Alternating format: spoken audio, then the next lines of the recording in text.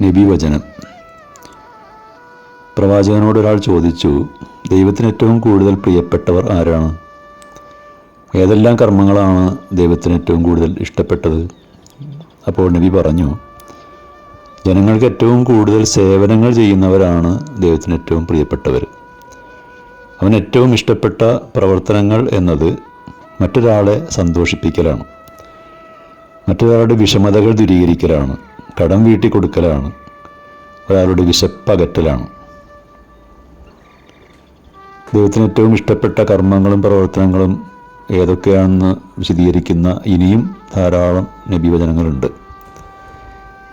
അതിൽ നിന്നൊക്കെ നമുക്ക് മനസ്സിലാക്കാൻ കഴിയുന്നത്, കുറേ നമസ്കാരവും പൂജയും വഴിപാടും കാണിക്ക സമർപ്പിക്കലൊന്നുമല്ല ദൈവത്തിന് ഇഷ്ടപ്പെട്ട സൽക്കർമ്മങ്ങൾ. മറിച്ച് മനുഷ്യരുടെ പ്രയാസങ്ങളും വിഷമതകളും ദുരിതങ്ങളും ദൂരീകരിച്ചു കൊടുക്കുക എന്നതാണ് ദൈവപ്രീതി ലഭിക്കാൻ കാരണമാവുന്ന കർമ്മങ്ങൾ. ഇതൊന്നും ചെയ്യാത്തവരെക്കുറിച്ച് വിശുദ്ധ ഖുർആനിൽ പറയുന്നത് അവർ മതനിഷേധികളാണെന്നാണ്. ഖുർആനിൽ 107 അധ്യായം 1-2 സൂക്തങ്ങളിൽ പറയുന്നുണ്ട്, മതത്തെ നിഷേധിക്കുന്നവന് നീ കണ്ടുവോ? അനാഥയെ അവഗണിക്കുന്നവനും ദരിദ്രന് ഭക്ഷണം നൽകാൻ പ്രേരിപ്പിക്കുക പോലും ചെയ്യാത്തവനാണവൻ.